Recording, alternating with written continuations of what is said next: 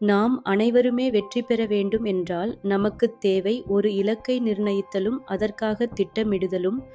திட்டமிட்ட பின் வெற்றி பெறும் வரை கடுமையாகவும் புத்திசாலித்தனமாக உழைப்பதுமேயாகும். ஒரு நகரத்திற்கு ஒரு சட்டம் இருந்தது. அதன்படி யார் வேண்டுமானாலும் அந்த நகரத்திற்கு ராஜாவாக வர முடியும். ஆனால் அந்த பதவி 5 ஆண்டுகள் மட்டுமே. 5 ஆண்டு முடிந்த அடுத்த நாளே மன்னனை ஆற்றின் கரைக்கு மறுபுறம் உள்ள காட்டில் விட்டுவிடுவார்கள்.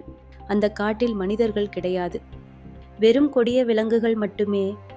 மன்னன் காட்டிற்குள் நுழைந்தால் போதும், வனவிலங்குகள் கொன்று தீர்த்துவிடும். இந்த சட்டத்தை யாராலும் மாற்ற இயலாது.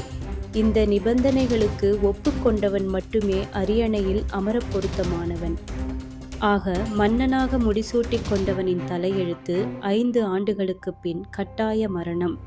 இந்த கடுமையான சட்டத்துக்கு பயந்தே யாரும் அந்த பதவிக்கு ஆசைப்படாமல் இருந்ததால் அந்த அரியணை பெரும்பாலும் காலியாகவே இருந்தது.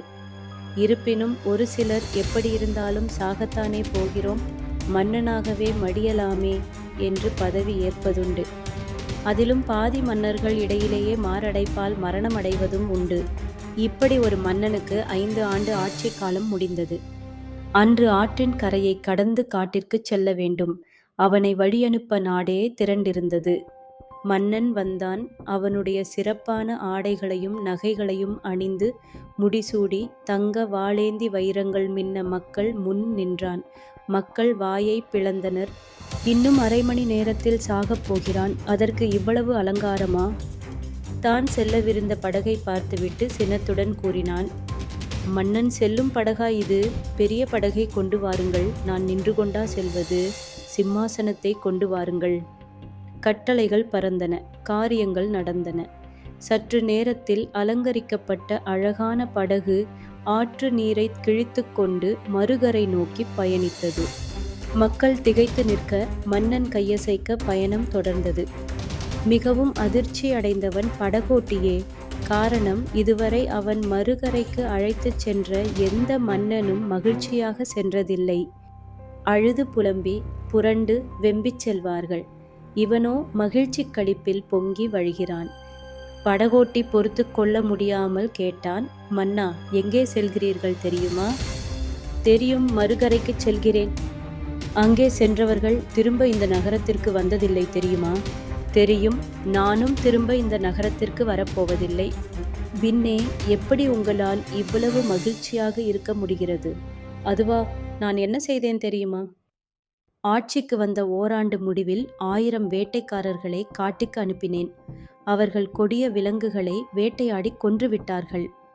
2ஆம் ஆண்டு முடிவில் 1000 விவசாயிகள் சென்றார்கள். காட்டை திருத்தி உழுதார்கள். இன்று ஏராளமான தானியங்கள், காய்கறிகள். 3ஆம் ஆண்டு முடிவில் 1000 கட்டடக்கலை வல்லுநர்கள், தொழிலாளர்கள் சென்றனர். இன்று வீடு, வாசல், அரண்மனை, அந்தப்புரம், சாலைகள் எல்லாம் தயார். 4ஆம் ஆண்டு முடிவில் 1000 அரசு அதிகாரிகள் சென்றனர். நிர்வாகம் சீரடைந்தது. இந்த 4000 பேரும் தங்கள் மனைவி, குழந்தைகளுடன் சென்று அங்கே வாழ்கின்றனர். இப்போது நான் காட்டிற்கு போகவில்லை, என்னுடைய நாட்டிற்கு போகின்றேன். சாகப் போகவில்லை, வாழப் போகின்றேன். அதுவும் மன்னனாக ஆளப்போகிறேன். உனக்கு ஒருவேளை அரண்மனை படகோட்டி வேலை வேண்டுமென்றால் இந்த படகோடு இப்படியே வேலைக்கு சேர்ந்துவிடு என்றான் மன்னன். ஒரே ஒரு கேள்வியை மட்டும் எடுத்துக்கொள்ளலாம். மன்னனின் வெற்றிக்கு காரணங்கள் யாவை? பல காரணங்கள் இருந்தாலும் குறிப்பாக 2 கூறலாம். 1, 5 ஆண்டுகளுக்கு பின் உயிர் வாழ வேண்டும், அதுவும் மன்னனாகவே வாழ வேண்டும் என்று முடிவு எடுத்தது. 2, அந்த முடிவினை அடைவதற்காக திட்டமிட்டு உழைத்தது. அந்த மன்னனுடைய வெற்றிக்கு மட்டுமல்ல, நாம் அனைவருமே வெற்றி பெற வேண்டும் என்றால் நமக்கு தேவை ஒரு இலக்கை நிர்ணயித்தலும் அதற்காக திட்டமிடுதலும். திட்டமிட்ட பின் வெற்றி பெறும் வரை கடுமையாகவும் புத்திசாலித்தனமாக உழைப்பதுமே ஆகும். மேலும் பல வீடியோக்களுக்காக என் சேனலை சப்ஸ்கிரைப் செய்யுங்கள்.